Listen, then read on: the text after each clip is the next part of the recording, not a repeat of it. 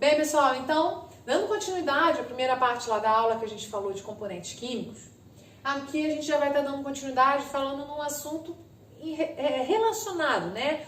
Quando a gente falou em dissolver água, dissolver sal e açúcar, a gente falou de uma coisinha chamada solubilidade, tá? Ou seja, de ser solúvel em água, ou seja, de dissolver em água. A imagem ali atrás, por exemplo, é um líquido, água, por exemplo, dissolvendo certa substância.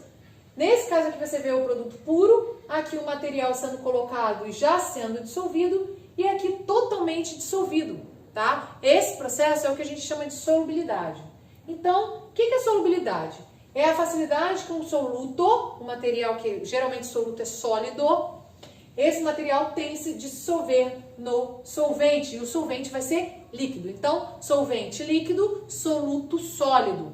Juntei os dois, eu formo uma solução, tá? Então, solvente, substância que dissolve em outra substância, soluto é a substância que se dispersa entre as moléculas do solvente. Então, gravar isso daqui. Solvente, que é a parte líquida, mais o soluto, que é a sólida, formam uma solução, tá? E aí, lembra que eu falei de suco? Aqui está um exemplo, ó. Nesse caso aqui, perguntinha. Nesse caso, aqui tem o suco com gelo. Nesse caso, é uma mistura homogênea ou heterogênea?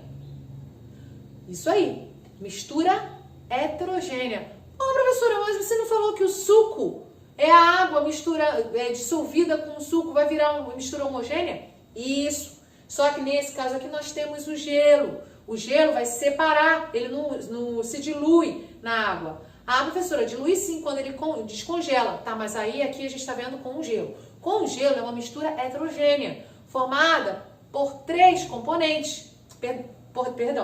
Por dois componentes. A água e o pó de suco, tá? Dois componentes. E o gelo, professor? O gelo é água no estado sólido, tá? Então, a água pura, sem moléculas de soluto, apenas molécula de água.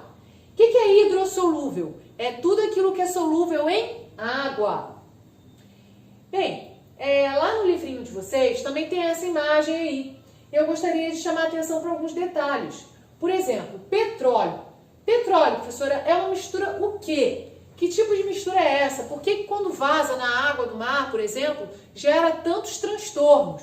Bem, vamos lá. Primeiro, o petróleo ele tem textura oleosa. Ele é um material refinado formado a partir de combustível fóssil. O que é combustível fóssil? Ele é originado a partir de fóssil de animais e vegetais. Esses animais e vegetais que morrem, que inclusive vocês estão dando isso já em geografia, quando eles morrem, eles produzem ao longo de anos, nos fundos dos mares, eles são absorvidos pelo solo, mar, né? E formando o refinado do petróleo, tá? É só vocês terem uma ideia associando com o lixo, tá? Vou fazer uma leve comparação aqui só para vocês terem uma ideia.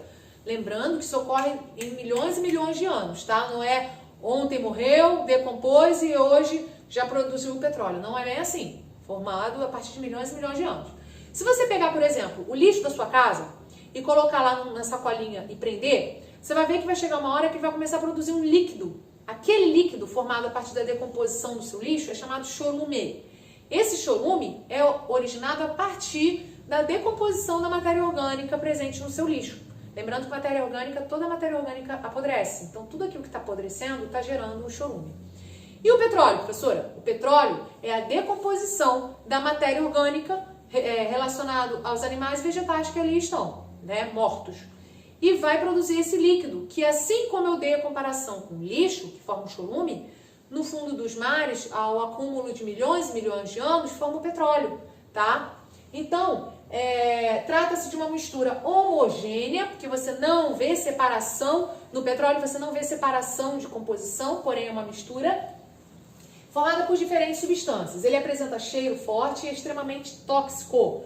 Quando derramado no oceano, é um dos piores tipos de poluição ambiental. No caso de um vazamento de óleo no mar, o líquido se espalha rapidamente, atingindo seres vivos como animais e algas.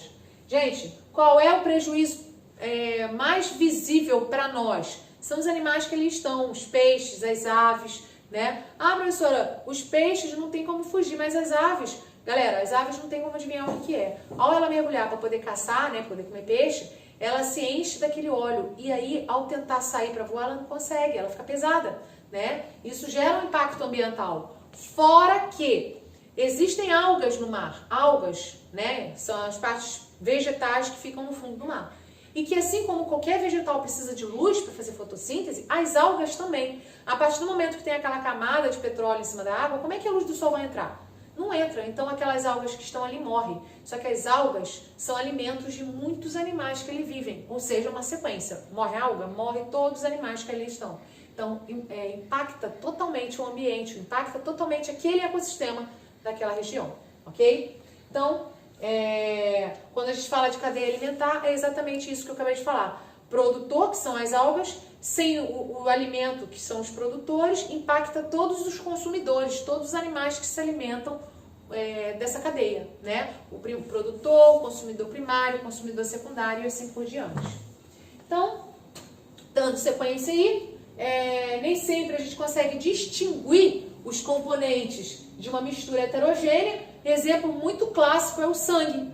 O seu sangue, quando você se machuca, você vê vazar um líquido vermelho. Tá, esse líquido vermelho você já consideraria uma mistura homogênea.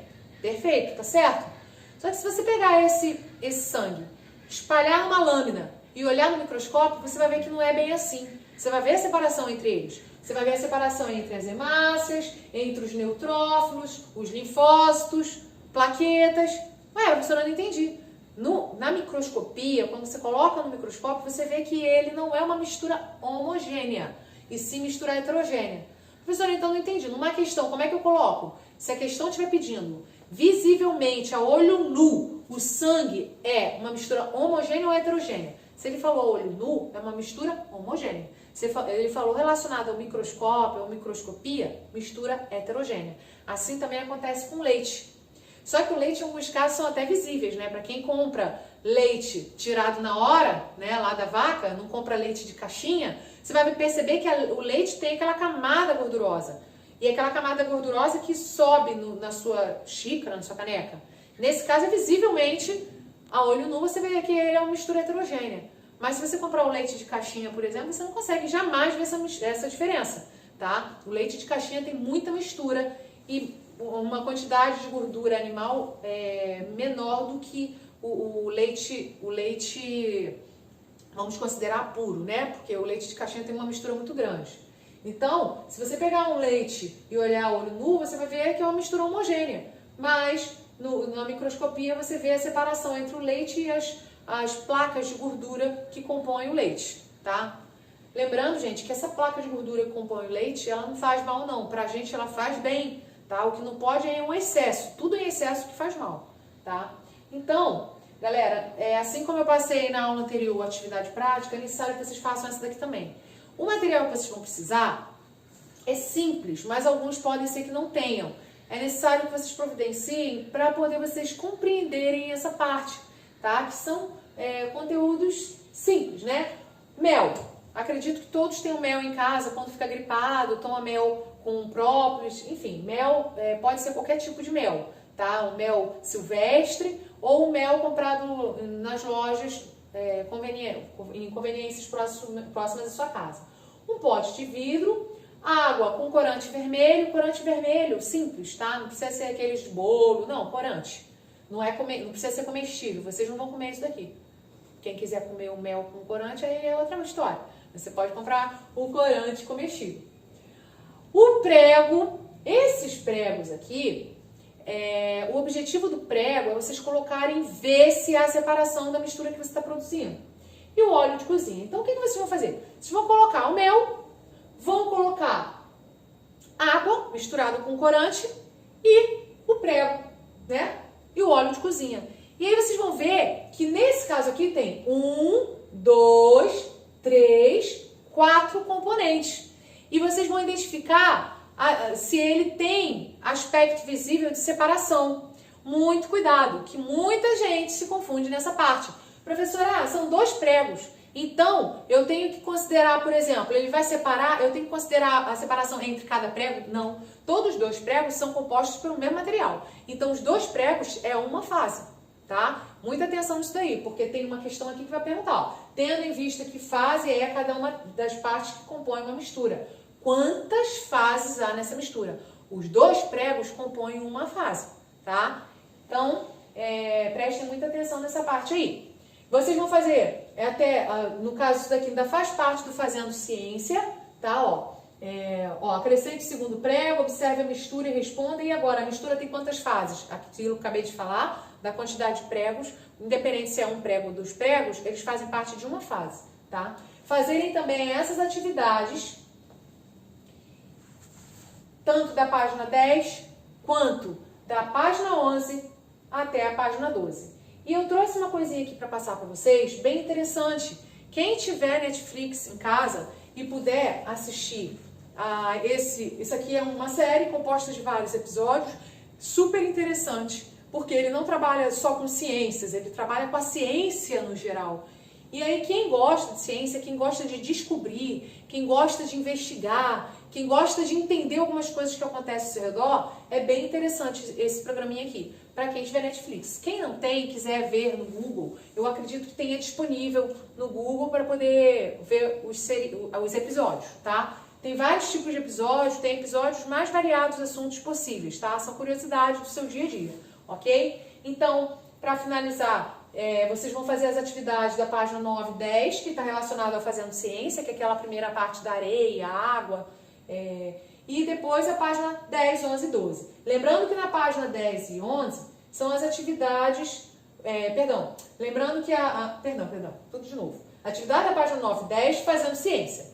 E na página 10 é o início das atividades, tá? Lá em cima é a finalização da Fazendo Ciências, e na página 10 começa as atividades, que vai terminar lá na página 12, tá? Parece muitas páginas, mas vocês vão ver que tem muito espaço ocupado por imagem, ok? Então faça essas atividades, espero ter explicado de forma que todos possam ter compreendido o melhor possível. Quem não compreendeu pode mandar mensagem no privado para esclarecer qualquer tipo de dúvida, ok? Então a gente encerra por aqui. Abraços e até a próxima aula.